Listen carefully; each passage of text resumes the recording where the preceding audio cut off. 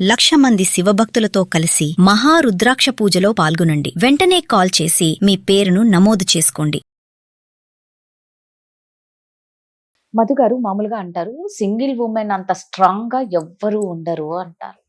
ఒక్కసారి అలాంటి సింగిల్ ఉమెన్లను కదిలిస్తే శత్రువులు ఎక్కడో లేరండి. మాకు ఒక పేరెంట్స్ రూపంలోను, పిల్లల రూపంలోను, అక్కల రూపంలోను, అన్నల రూపంలోను. అంటే ఇక్కడ ఎవరు కనిపిస్తున్నారంటే ఆ శత్రువులు పాపం వాళ్ళకి ఇంట్లో వాళ్ళే శత్రువులుగా కనిపిస్తుంటారు. మేము ఎవరి కోసం అయితే బతుకుతున్నామో ఈ రోజు వాళ్ళే మమ్మల్ని నిందించే స్థాయికి వచ్చారు. మేము ఇంకెవరి కోసం బ్రతకాలి అని. అంటే అంత స్ట్రాంగ్ ఉమెన్స్ ఇంట్లో వాళ్ళ దృష్టిలో ఏమీ చేతకాని వాళ్ళు అనేది ఎందుకు పడిపోతుంది? అందరూ గుర్తిస్తున్నప్పుడు బయట వాళ్ళు ఇచ్చే గుర్తింపు ఇంట్లో వాళ్ళు ఇయ్యట్లేదని బాధపడే వాళ్ళు చాలా మంది ఉన్నారు. సో అలాంటి మదరే అనుకుందాం, ఎలా స్ట్రాంగ్ గా ఉండాలి? చాలా మంది అమ్మలకి ఇదే ఇబ్బంది ఉందండి.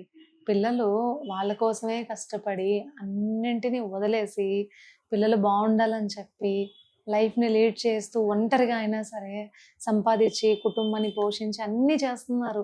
అయినా పిల్లలు ఒక్కొక్కసారి నువ్వెందుకు కొత్త చీర కట్టుకున్నావు, నువ్వెందుకు ఇంత బాగా రెడీ అయ్యావు, నువ్వు అవ్వకూడదు కదా, నాన్న లేరు కదా, ఇలాంటి మాటలు మాట్లాడడం, వాళ్ళని తక్కువ చేయడం, నువ్వు ఎదురు రావద్దు అని చెప్పడం, దూరంగా ఉండమని చెప్పడం, అక్షింతలేసి ఆశీర్వదించే దానికి కూడా నోచుకోలేకపోతే తల్లి ఇన్ని రోజులు వాళ్ళని పెంచింది ఆ చేతులతోనే కదా, ఇన్ని రోజులు ఆ చేతుల కష్టంతోనే కదా మీరు తిన్నారు, పెరిగారు, అన్నీ చేసుకున్నారు.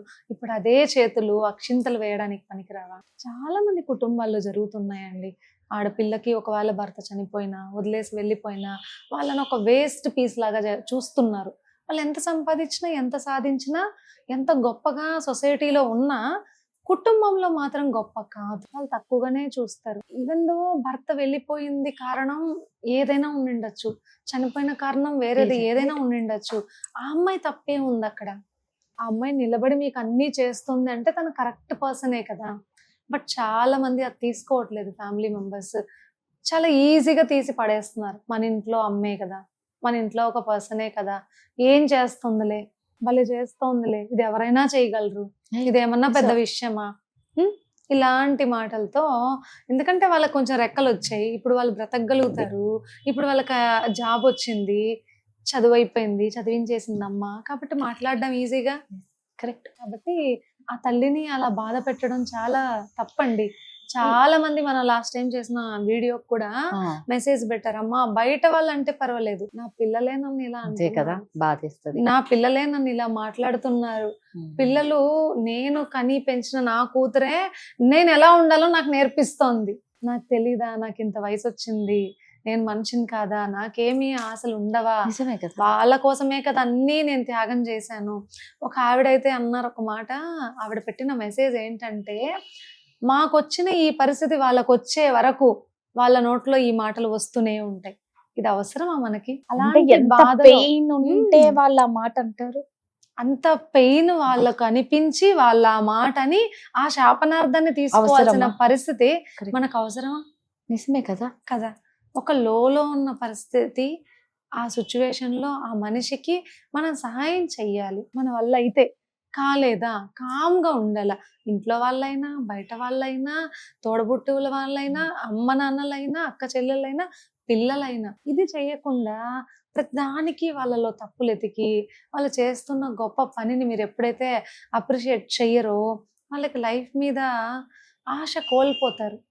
కరెక్ట్. భర్త చనిపోయిన వాళ్ళు, లేకపోతే భర్త వదిలేసి వెళ్ళిపోయిన ఒంటరి మహిళ ఎలా ఉంటుందంటే జీవితాన్ని పూర్తిగా కోల్పోయినట్లే ఉంటుంది. వాళ్ళ మనసు ఏదో బలవంతంగా పిల్లల కోసం బ్రతకాలి, బలవంతంగా, నిజంగా బలవంతంగా, తప్పదు ఇంకా నేను చెయ్యాలి అన్న ఒక మొండి ధైర్యంతో బ్రతుకుతారు వాళ్ళు. ఆ మొండి ధైర్యాన్ని మీరు సగం చంపేస్తున్నారు. అది కరెక్ట్ కాదు కదా. మీరు కూడా అస్సలు పట్టించుకోకండి వాళ్ళ మాటల్ని. వాళ్ళకి తెలిసి ఆ పరిస్థితి వస్తే వాళ్ళు అలా మాట్లాడరు, వాళ్ళకి రాలేదు, వాళ్ళు బాగున్నారు కాబట్టి మాట్లాడగలుగుతున్నారు. కానీ మీకు మనసుకు బాధ అయ్యి మీరు అన్న మాట ఖచ్చితంగా వాళ్ళ జీవితాల్లో ఇంపాక్ట్ చూపిస్తుంది. కాబట్టి ఎప్పుడు మీరు అనకండి, తెలియనితనంతో పిల్లలు అంటున్నారు అని చెప్పి వదిలేసి ఉంటే మీరు మనశ్శాంతిగా ఉంటారు, హ్యాపీగా మీకు నచ్చిన పనిని ఎంచుకోండి, అది చెయ్యండి. బిజీగా ఉండడానికి ప్రయత్నించండి. ఖాళీగా ఉన్నా, వాళ్ళకి కనిపిస్తూ ఉన్నా, వాళ్ళ మాటలు ఇలానే ఉంటాయి. కొంతమంది వీళ్ళల్లోనే వీళ్ళు ఉంటారు మళ్ళీ ఇలా సింగిల్ మదర్స్ లోనే. అంటే కొంచెం బాగా సెటిల్ అయిన వాళ్ళకి ఏ ఫైనాన్షియల్ ప్రాబ్లం ఏమీ ఉండదు. వాళ్ళు కూడా అంటే ఇప్పుడు ఆ కష్టం, ఆ బాధ అన్ని నీకు తెలుసు కదా. ఇంకో లేడీని, ఇంకో మదర్ని అంటే అది ఎంత తప్పు. చాలా మంది ఉన్నారు ఇలా కూడా. ఎందుకంటే ఫైనాన్షియల్ గా వీళ్ళు స్టేబుల్ గా ఉన్నారు. Yes.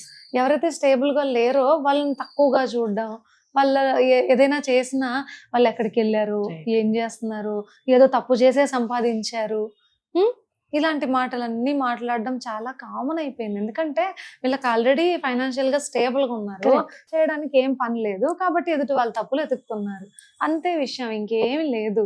నిజంగా ఒక స్త్రీ ఎవరైనా కావచ్చు, మార్నింగ్ లేచి ఈవినింగ్ వరకు తన ఇంట్లో పని, డ్యూటీ ఇవన్నీ ఉన్నప్పుడు వేరే వాళ్ళ విషయాలు మాట్లాడుతుందా? Right. అంత అసలు time అంత ఏ టైం ఉండదు. ఎక్కడ ఉంటుంది కరెక్ట్. కదా? ఎవరైతే ఇంట్లో కూర్చొని ఏ నిజం. పని లేక నెక్స్ట్ ఏంటి అని ఆలోచన లేకుండా ఖాళీగా సొల్లేస్తారో అలాంటి పనికి మాలిన బ్యాచ్ ఇవన్నీ మాట్లాడేది. ఫంక్షన్లకు పోవడం, వాళ్ళు ఇట్లా పోయారు, వీళ్ళు ఇలా పోయారు, వాళ్ళు అలా చేశారు, వీళ్ళు ఎక్కడికో వెళ్ళారు, కొత్త సారీ కట్టుకెళ్ళారు, ఎవరో దింపెళ్ళారు, ఎవరో ఎక్కించుకెళ్ళారు, నిజమే. ఫోన్ లో ఎవరిదో పెట్టారు, ఏదో జరుగుతోంది, ఏదో ఎవరో చూస్తున్నారు ఆ వైపు, అటువైపు ఎవరో వచ్చి విజిలేసి వెళ్తున్నారు. ఈ మాటలన్నీ వీళ్ళు ఫంక్షన్లకు వచ్చి ఏం చేస్తారు ఆడవాళ్ళు అంటే ఇవే మాట్లాడతారు. నీట్ గా పట్టు చీర కట్టుకుని, నగలు పెట్టుకుని, బాగా రెడీ అయ్యి వెళ్ళి నువ్వు మాట్లాడుతున్న పనికిమాలిన పంచాయతీ ఇదా? సూపర్. కరెక్ట్. అలా కాదండి, హెల్దీ టాక్ ఉండాలి, రైట్. నిజం. హెల్దీ రిలేషన్షిప్స్ ఉండాలి. ఏదైనా ఇబ్బంది అయితే నేనున్నాను, నువ్వు బాధపడకు అనే మాట ఉండాలి. ఆడవాళ్ళంటే ఏంటి? స్త్రీ అంటే ఒక శక్తి, ఒక శాంత స్వరూపిణి, ఒక తోడు, ఒక ఓదార్పు. అది లేకుండా ఒక హింస అన్నదానికి పేరైపోతే ఎలా మనం? కాదు కదా. ఎంత కష్టంలో ఉన్న వాళ్ళకైనా నేనున్నాను, నీకేం కాదు, నువ్వు చేయగలవు, నువ్వు చెయ్యి అనే మాట చెప్తే కొండంత ధైర్యం వస్తుంది, వాళ్ళు గెలవగలుగుతారు. అలా కాకుండా వాళ్ళని సూటిపోటి మాటలని, నీ వల్లే అవుతుందిలే, నువ్వేం చేయగలుగుతావులే, నీకు భర్త లేడులే, వదిలేసి వెళ్ళిపోయాడు, నువ్వు ఇలాంటి దానివి, ఇందుకే నీ లైఫ్ ఇట్లా అయిపోయింది, నీ చేతులతో చేస్తే ఏమీ జరగదు, ఇలాంటి మాటలన్నీ అస్సలు తప్పండి. ఒక అమ్మాయి, నాకు తెలిసిన అమ్మాయికి భర్త చనిపోయాడు. సో ఇంకొక అమ్మాయి ఏం చేసిందంటే తనని బజార్కి తీసుకెళ్ళింది, రా నాతో పాటు వెళ్దాం అని చెప్పి తీసుకెళ్లి భర్త చనిపోయిన అమ్మాయితో పూలు, గాజులు, పసుపు, కుంకుమ అన్ని కొనిచ్చింది. కొనిచ్చి తీసుకొచ్చి మళ్ళీ తనని వాళ్ళ ఇంటి దగ్గర వదిలింది. ఎందుకు నా దగ్గర నువ్వు ఇవన్నీ కొనిచ్చావని అడిగితే ఆ అమ్మాయి, ఈమె ఏం చెప్పింది తెలుసా? ఇది వేరే ఆవిడకి వాళ్ళ ఆయన చనిపోయాడు, ఇవన్నీ నేను అక్కడికి ఇవ్వడానికి తీసుకెళ్తున్నా, నా చేతులతో కొనకూడదు, అందుకే నీ దగ్గర కొనిపించానని చెప్పింది. ఏమన్నా అనాలా ఆమెని? ఎట్లా కొట్టాలా? అసలు ఎట్లా అంత దారుణంగా అసలు ఆ ఆలోచిస్తారు? సిచ్యువేషన్ ఆ అమ్మాయి ఎలా తీసుకోగలుగుతుంది? నువ్వు పోతే పో, పోకుంటే ఉండిపో. అంతే. ఆ నీ భర్త ఉన్నంత మాత్రాన నువ్వు గొప్పదానివా? అదే నీ correct చేతిలో గా ఏమన్నా చెప్పారు. ఆశీర్వాదం ఉందా? నువ్వేదన్నా లేకపోతే ఇచ్చేయగలుగుతావా ఈ ప్రపంచానికి? ఏమీ లేదు. మంచి మనసు లేకుండా.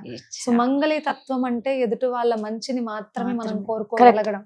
కానీ ఇప్పుడున్న సుమంగళులు ఎలా ఉన్నారంటే తాళి తీసి ఫ్రిడ్జ్ లో పెడతారు, ఎదుటి వాళ్ళ తప్పులు వెతుకుతూ ఉంటారు. మీకు సుమంగళి తత్వం ఎక్కడి నుంచి వస్తుంది? మీరు ఎలా అలా సుమంగళి అని చెప్పుకోగలుగుతారు? అది ఎంత తప్పు, ఆ మనిషిని మీరంత బాధ పెట్టడం. ఆ అమ్మాయి ఇంకా సమాజం పట్ల ఎలా మంచిగా ఉంటుంది, రేపు పొద్దున్న నీ మొహం ఎలా చూస్తుంది కదా? తప్పు నిజమే. కదా. అందుకే ఆడవాళ్ళే శత్రువులు. ఎవరో నిజంగా ఈ ఆడవాళ్ళు ఉన్నారే ఘోరంగా అంటే behave నువ్వు అదే చేస్తారు. పనిగా తీసుకెళ్లి నీకు లేదు నాకుందని అంతే కదా. చూపిస్తావా? అవును. ఎట్లా కొట్టాలా? దేంతో కొట్టాలి అలాంటి వాళ్ళని? అంత మూర్ఖత్వం. ఆ పాప ఎన్ని రోజులు డిప్రెషన్ లో ఉందో, ఎన్నిసార్లు వచ్చిందో. నేనే చాలా సార్లు ఆవిడకి నాకు తోబుట్టు అనుకుని బట్టలు తీయించాను మేడం. కానీ ఆమె అట్లా చేసిన క్షణము, వాళ్ళు ఉన్నారన్న ధైర్యంతో నేను ఇన్ని రోజులు బ్రతికా. ఆమె అలా చేసిన క్షణం నేను ఎలా తీసుకోవాలో నాకు అర్థం కాలేదని ఆమె ఏడుపు ఆగట్లే. ఎలా బాధ కదా. తీసుకుంటారు మనిషి? ఆల్రెడీ చనిపోయినప్పుడు మనం సహాయం చేయాలి, తోడు ఉండాలి. నీకేం కాదు, మేమందరు ఉన్నాం, ఒక మనిషినే కోల్పోయావు, ఈ సమాజంలో అంతే కదా. ఇన్ని కోట్ల మంది మనుషులు ఉన్నాం, మేమందరూ భయం ఎందుకని చెప్పాలి. అది లేకుండా ఇట్లా పిచ్చి ప్రవర్తనలతో బాధ పెట్టడం అనేది చాలా అంటే చాలా తప్పండి. తోడబుట్టువులు కూడా ఈ కాలం అంతా కష్టపడి అన్ని చేసిన తర్వాత నువ్వు రావద్దు, నువ్వు తాకద్దు, నువ్వు చేస్తే ఇంట్లో మంచి జరగదు. తోడబుట్టువులే, కన్న తల్లే, కన్న పిల్లలే, ఇంకా వాళ్ళు ఎలా ఓవర్కమ్ అవ్వాలి ఇలాంటి సిచ్యువేషన్స్ కదా? నిజంగా. చాలా మంది సఫర్ అవుతున్నారండి ఆడవాళ్ళు. లేదు. సింగిల్ గా ఉన్న వాళ్ళు కూడా, భర్త చనిపోయిన అవును. వాళ్ళు కూడా. చాలా తప్పు ఇదంతా. అసలు సమాజం వాళ్ళలాగా బ్రతకడం చాలా కష్టం. అది మ్మ్. గుర్తు పెట్టుకోవాలి.